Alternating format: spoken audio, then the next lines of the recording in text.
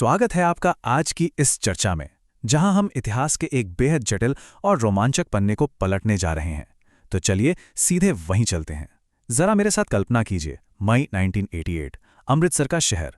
ये शहर उस वक्त जल नहीं रहा था, बल्कि अंदर ही अंदर सुलग रहा था। हर गली, हर नुक्कड़ पर एक अजीब सा सन्नाटा पसरा था। और ये सन्नाटा किसी युद्ध के मैदान का नहीं था, बल्कि एक गहरे खौफनाक डर का था जो हवा में साफ महसूस किया जा सकता था।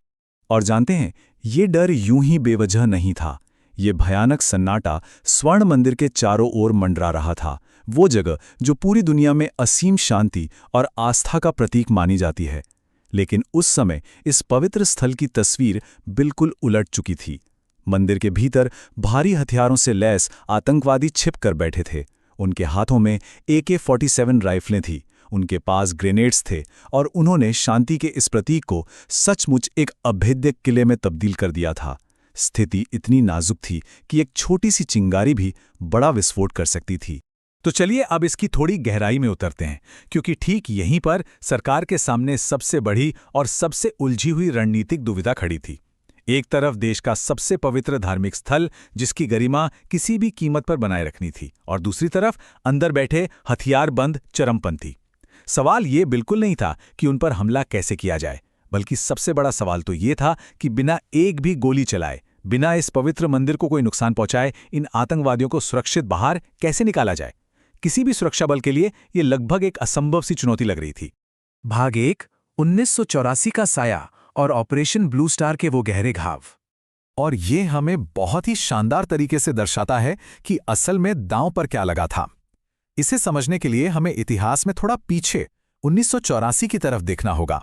1984 में ऑपरेशन ब्लू स्टार हुआ था, जिसमें जर्नैल सिंह भिंडरावाले की मौत हुई, लेकिन उस सैन्य कार्रवाई की कीमत बहुत भारी थी।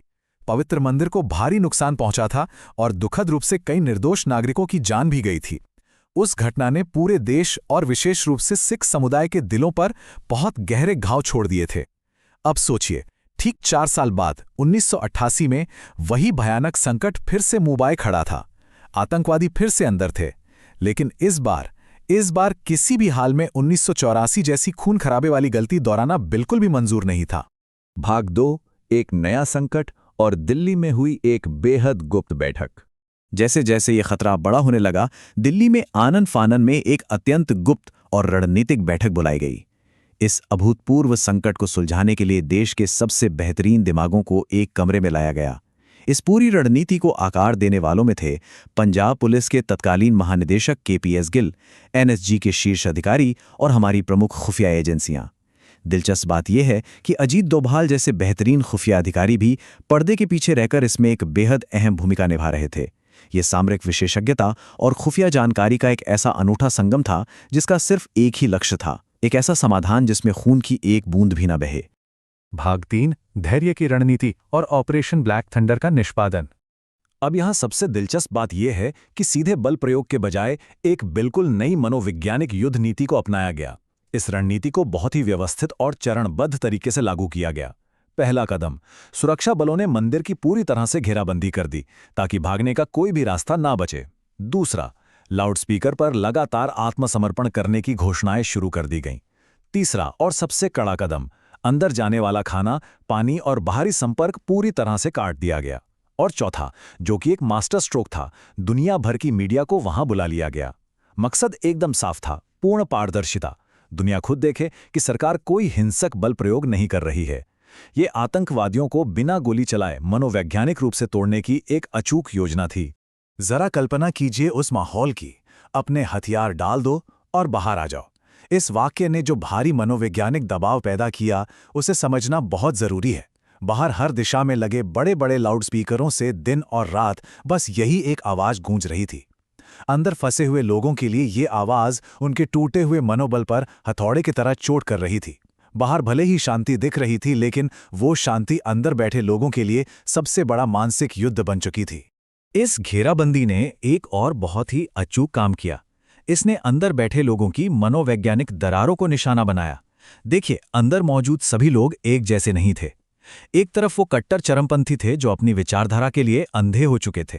वहीं दूसरी तरफ कई ऐसे लोग भी थे जिन्हें महज खराब परिस्थितियों या मजबूरी ने इस रास्ते पर ढकेल दिया था। जैसे जैसे दिन बीतते गए, राशन और पानी कम होता गया और बाहर से लाउडस्पीकर की वो आवाज गूंजती रही, इन दोनों गुटों के बीच फूट पड़ने लगी।